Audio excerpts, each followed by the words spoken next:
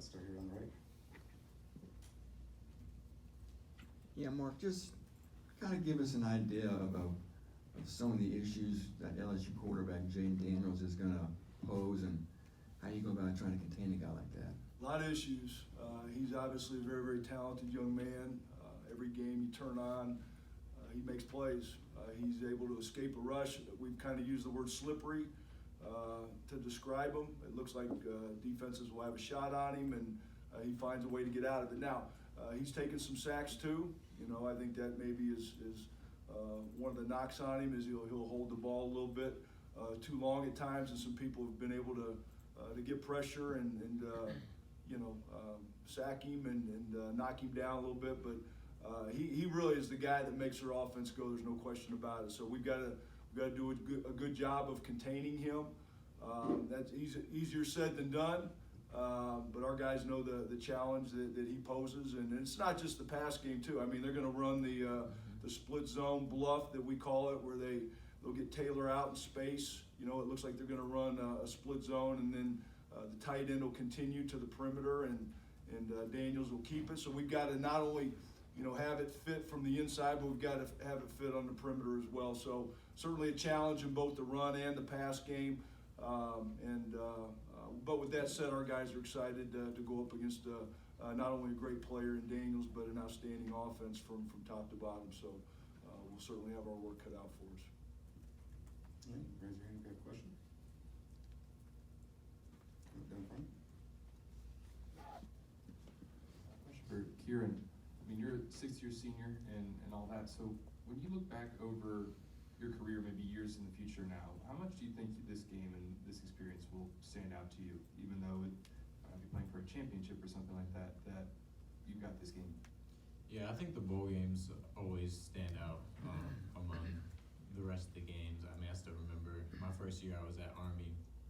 We played in the Armed Forces Bowl against San Diego State, and that's obviously a game that stuck out to me at the end of that season.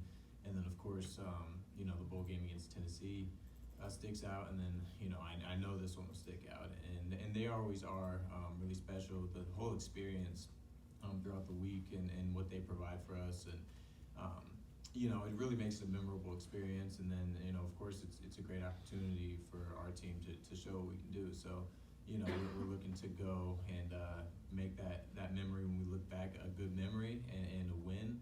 And just to know that we've done everything we can, even with the circumstances that we've been given, to go out and play as hard as we can and to win the game. Question. Take two over here, one there, and then one in front.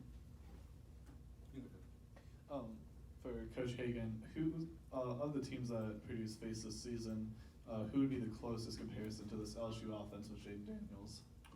Really good question. I asked our guys early on. I think probably Maryland. Just from top to bottom, a team that can do everything. Outstanding quarterback. First and foremost, they've got the ability to run the ball. They go 3 deep. Certainly, Josh Richardson's a guy. But they go, like I said, they go 3 deep at running back. They're physical downhill runners. Talented wide receiving crew, just like Maryland had. And then big physical group up front that can move you and wall you off. So I would say that's the team that probably compares the most to LSU. Kieren, for you, have you guys found it difficult to keep focus on this game and this opponent with everything going on within the program? No, I don't think focus. I mean, I think focus is always a difficult task.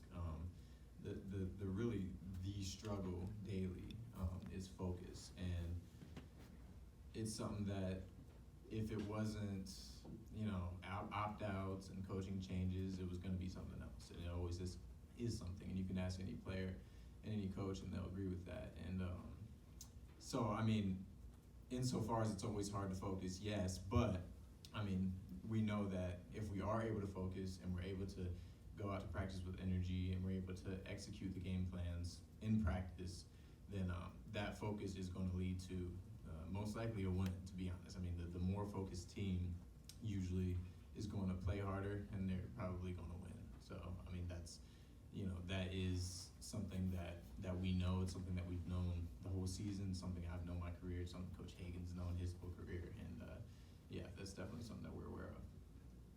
Hey, Mark, no Jalen Graham, no Corey Trice. Give us an idea of some of the players who have to step up to help fill those voids, and any other guys who may have to play larger roles than they're typically accustomed to. Well, I just think, Katie just said it, you're gonna have some guys that aren't there, opt-outs for whatever reason. Bryce Hampton's gotta step up, right, but he's played. It's not his first time out there for us, so he's played significant time. Without Corey, we're not as deep as we would like to be at corner. So Brandon Callaway's a guy that's on deck and has got to be ready to go. Antonio Stevens is another guy that's played a little bit for us that's going to play extended minutes. So those are the guys at the top of the list. But we've got some guys that we've lost to injury throughout the year, and we've had to have down the line guys step up, whether it be in special teams or offense, defense, whatever you want.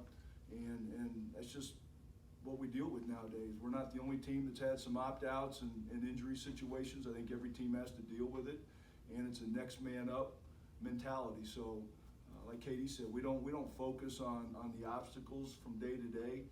We talked about it early on. What we need to do and what we're expected to do, and I think our guys have handled it well to this point. Like I said, we've had good practices, we've had good work. Our season got extended by a week. By the opportunity to play Michigan and Indianapolis. So you count those practices plus the 10 or 11 that we've gotten in since that game early December in Indianapolis. I think we've had good work, and our guys are excited to play Monday afternoon. Take one, Greg. Coach, just as a D-line coach as well, I'm just curious. LSU sort of played musical chairs in the O-line to start the season, and then ultimately settled on two true freshmen at the tackle spots. What have you seen on film from that group and maybe just the two edge guys? Big and physical, like I said earlier. They can move people. I think they average 6'5" and a half, about 325. So, but we played big O lines in the Big Ten, and our guys understand that challenge. The two tackles are very, very talented. They've gone up against some great edge people throughout the year in the SEC. They've been burned at times, but they've also played very, very well at times. So to me, they're not freshmen anymore. They played a 13-game season. Both guys have performed well, and again, our guys understand the challenges there. But like I said, we've played against some good tackles in the Big Ten as well. So we're excited about it from a D-line standpoint. Like I say, this group's as good and as talented as we've played all year. And we're going to have to bring our A game to play like we want to play.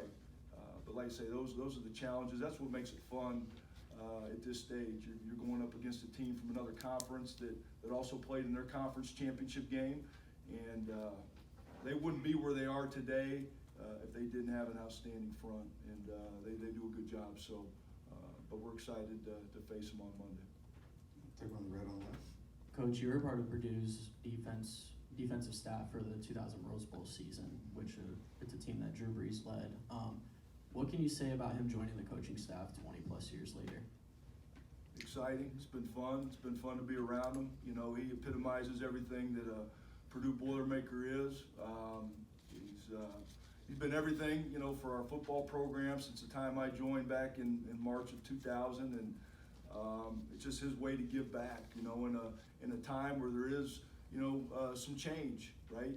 We've got a new coaching staff coming in, and but I think he's been able to come in and kind of calm the waters and just be a great presence, for our football team, and the opportunity for our guys to just kind of sit there and talk to him, especially our quarterbacks who are getting coached by him every day. So it's been a very, very positive situation for us. We're excited that he's with us down here, and we're excited that he's going to be on the sideline with us on Monday. Last call. All right, thank you guys. We appreciate your time this morning. Good luck. We'll see you on Monday. Yep.